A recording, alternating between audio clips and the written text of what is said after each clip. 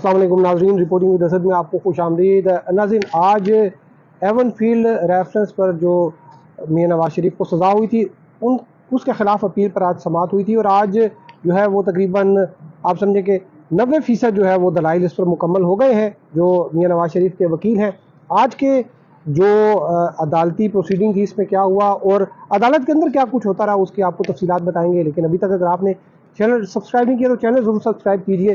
तो नाज़रीन, आज जब ये समाअत शुरू हुई तो एक तो ये कि जो एक सर्कुलर इशू होता है जिसमें मुख्तलिफ लिखा होता है कि फ़लाँ कैटेगरी के लोग जो है वो कितने होने आने हैं, PMLN के कितने होंगे, कोई वकला की कितने होंगे, तो उसमें एक तादाद लिखी होती है। उसके मुताबिक तकरीबन 15 से 20 अफराद जो हैं उन PMLN के उनको आना चाहिए था, लेकिन काफ़ी ज़्यादा तादाद में लोग आ गए थे और उनको अदालत में जो है वो तकरीबन मुकम्मल जो है वो भर गई थी अदालत।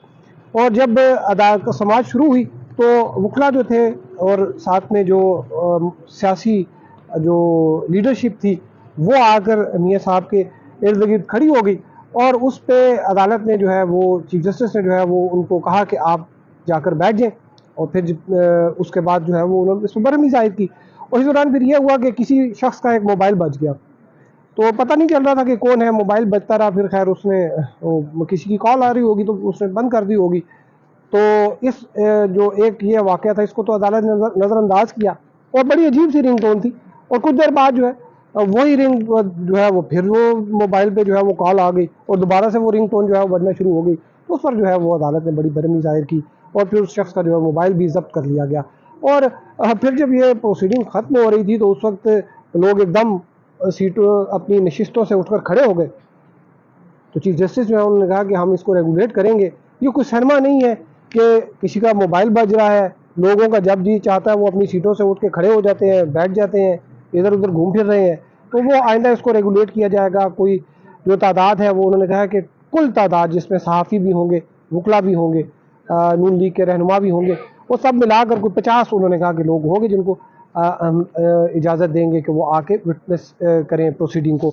आज की जो कार्रवाई हुई थी उसमें जो सबसे अहम बात जो है वो ये कि वो जो वकला सफाई है उन्होंने एक चीज़ इस्टाब्लिश की, वो ये कि जो सप्लीमेंट्री रेफरेंस फ़ाइल किया था, ज़िमनी रेफरेंस नैब ने फ़ाइल किया था, वो इस वजह से फ़ाइल किया गया कि जो एलिगेशन लगाए थे नैब ने, जो पहला रेफरेंस था वो उनको कवर नहीं कर रहा था। और फिर ये कि बाद में जो सप्लीमेंट्री रेफरेंस फ़ाइल किया गया उसकी कानूनी हैसियत को भी जो उन्होंने मशकूक बनाया कि ये एक ऐसे वक्त में फ़ाइल किया जब उन्होंने अपना जो दिफा था वो उसको डिस्क्लोज़ कर दिया था। जो अपनी चीज़ें थीं, जो अपने आर्गूमेंट्स में जो उन्होंने डिफेंस देना था, वो चीज़ें जब उन्होंने बता दी तो उन्होंने कहा कि ये हमारी इन बातों को मद्देनज़र रखते हुए और जो उनके सुकम थे प्रोसिक्यूशन के उसको मद्देनज़र रखते हुए एक ऐसे वक्त में सप्लीमेंट्री रेफरेंस फ़ाइल किया गया जबकि उसको केस को कंक्लूड होना चाहिए था। उसमें जस्टिस मियां गुल हसन औरंगज़ेब ने एक और आज जो है वो ऑब्जर्वेशन दी है कि जब इस्लामाबाद हाई कोर्ट में ये केस चल रहा था तो एक डायरेक्शन थी ट्रायल कोर्ट को कि तमाम केसेस को एक साथ सुना जाए और साथ साथ जो है वो फैसला किया जाए, लेकिन ऐसा नहीं हो सका और सिर्फ एक केस को जो है वो तेज़ी से जो है वो चलाकर उसको कंक्लूड किया गया। और जो chief justice Islamabad high court है उन्होंने आज एक बड़ी ऑब्जर्वेशन दी और उन्होंने कहा कि यूँ लगता है कि जैसे चार्जेस जो है वो भी सही फ्रेम नहीं हुए और नैब के पास सबूत भी जो है वो प्रॉपर नहीं थे। उन्हें जो चार्जेस जो फ्रेम करना है उसको कहते हैं कि फ़र्द जुर्म आयद करना, कि मतलब फ़र्द जुर्म जो है वो एहतसाब अदालत में लगानी थी वो दुरुस्त तौर पर नहीं लगाई और जो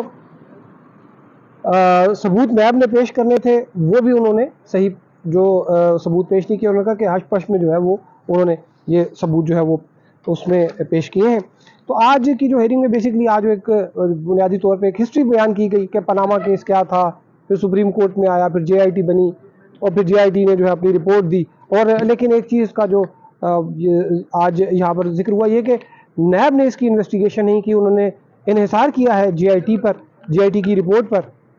और जस्टिस मियां गुल हसन औरंगज़ेब जो उनके ये रिमार्क्स है कि क्या अगर ये हो सकता था कि अगर नैब खुद अगर इन्वेस्टिगेट करती तो शायद ये वो कहते कि रेफरेंस नहीं बनता। तो उस पर जो है जब ये सवाल किया गया तो उस पर जो वकील सफाई है उन्होंने कहा कि जी बिल्कुल हो सकता था, रेफरेंस बन भी सकता था, नहीं भी बन सकता था, लेकिन उसमें ये होता कि नैब ने एक इंडिपेंडेंट موقف کے ساتھ ایک انڈیپینڈنٹ سٹانس کے ساتھ اپنا ریفرنس فائل کرنا تھا. اس کیس میں ایسا نہیں ہوا. یہ ایک سپریم کورٹ کی ڈائریکشن کے اوپر جو ہے یہ ریفرنس فائل ہوا تھا.